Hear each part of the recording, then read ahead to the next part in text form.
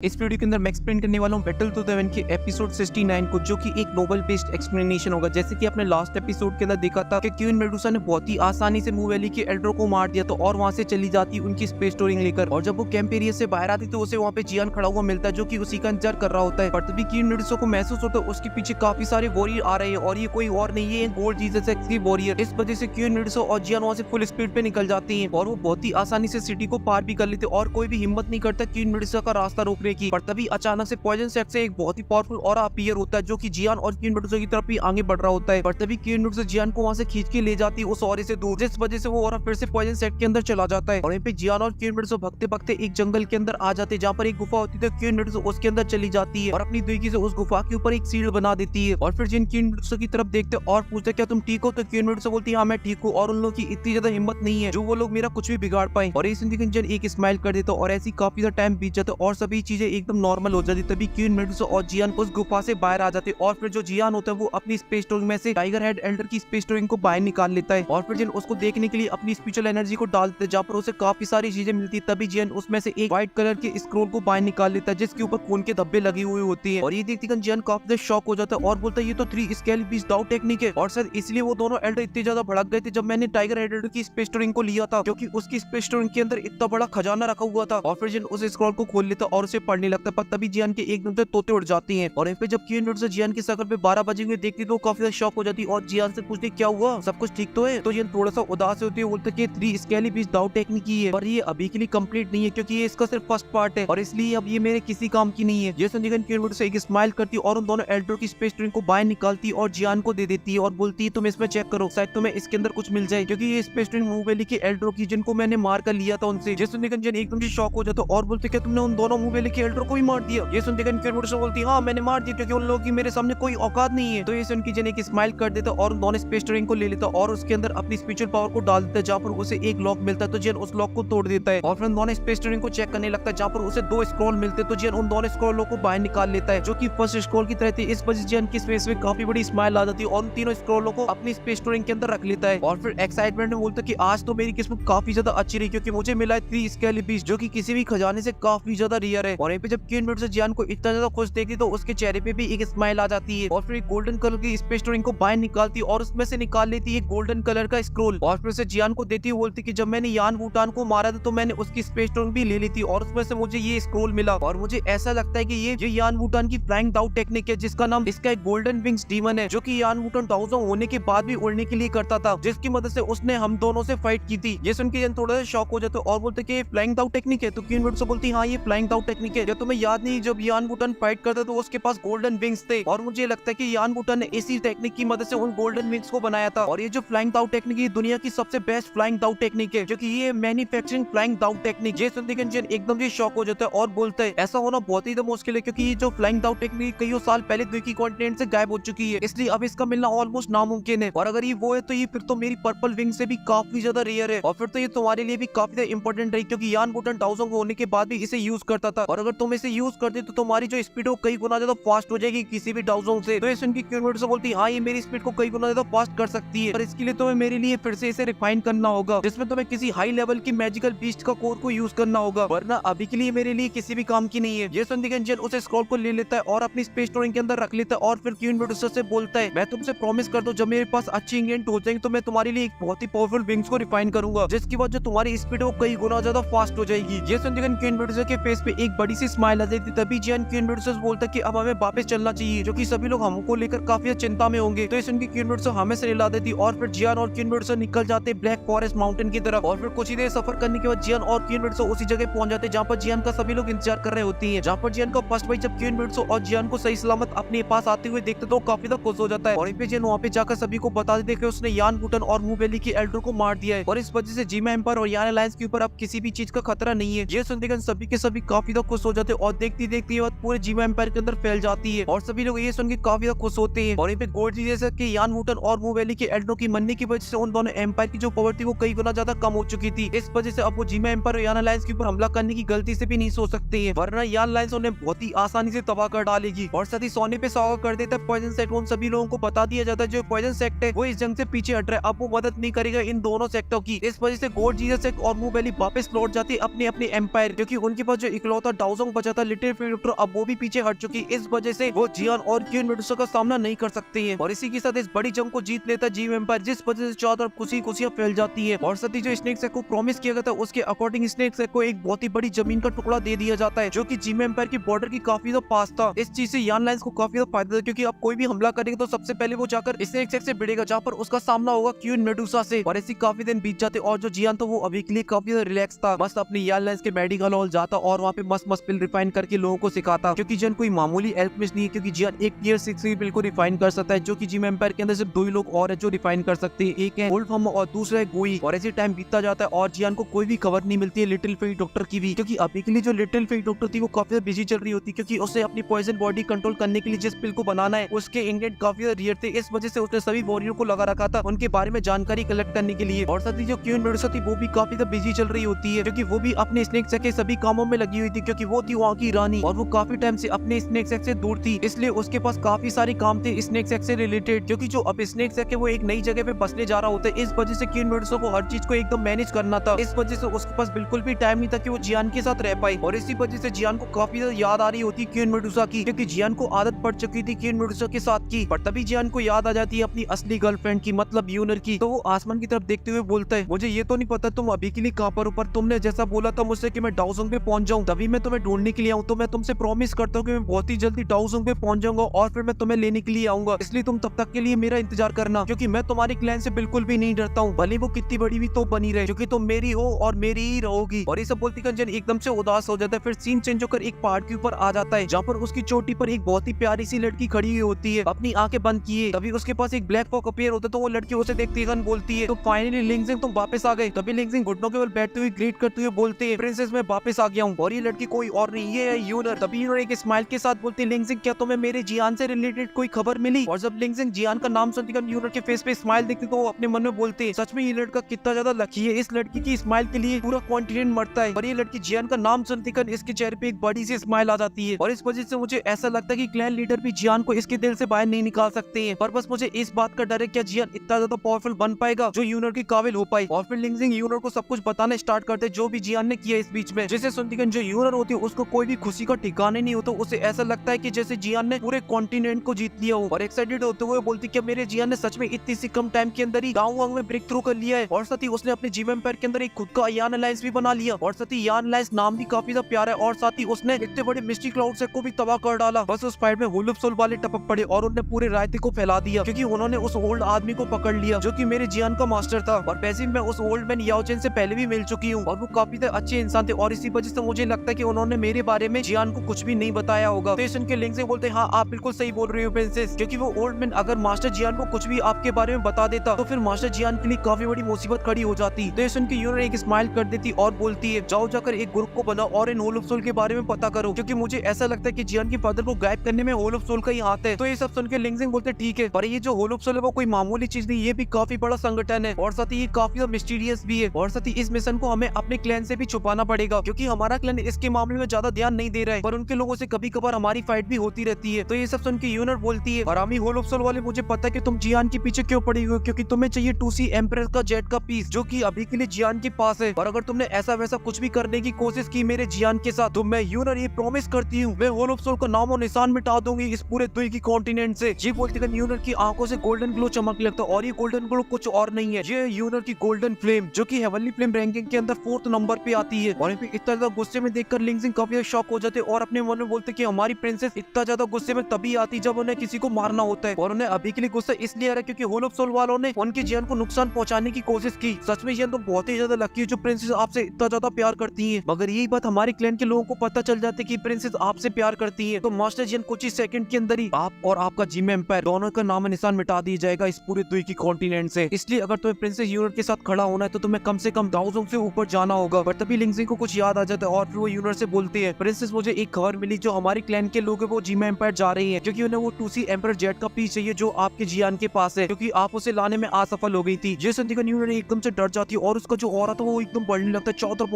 Aura फैलने लगता है, और ये सब देख के तो लिंगजिंग भी डर जाता है। तभी यूनर एक पोर्टल खोलती है और वहाँ से अपने क्लैन वापस चली जाती है। और ये सब देख के लिंगजिंग स्माइल करते और बोलते, सच में जियान तुम बहुत ही ज्यादा लकी हो, क्योंकि मैंने कभी सोचा भी था कि प्रिंसेस यहाँ तक चली जाएंगी कि वो तुम्हारे लिए अपने क्लैन से भी लड़ जाएंगी। सच में तुम इस दुई की कॉन्टिनेंट के सबसे ज्यादा लकी इंसान इंसानों। और इसी के साथ ये फर्स्ट पार्ट यहीं पे खत्म हो जाता है। और इसका जो सेकंड पार्ट आने वाला है उसमें काफी ज्यादा मजा आने वाला है, क्योंकि जियान जाने वाला है क्वीन मेडुसा से मिलने उसके स्नेक से, जहाँ पर उसकी मुलाकात होने वाली है क्वीन मेडुसा के एक दीवाने से, जो कि काफी बड़ा दंगा पंगा कर देगा। इसलिए जाइए और मेरे सेकंड चैनल को भी सब्सक्राइब कर लीजिए, क्यूट लव फ्रीलैंड को, जहाँ पर आने वाले इस एपिसोड का सेकंड पार्ट। अब तक के लिए इस वीडियो को लाइक कर दीजिए और चैनल को भी सब्सक्राइब कर दीजिए। मैं मिलूंगा आपसे नेक्स्ट वीडियो में, तब तक के लिए आप सभी को बहुत सारा प्यार।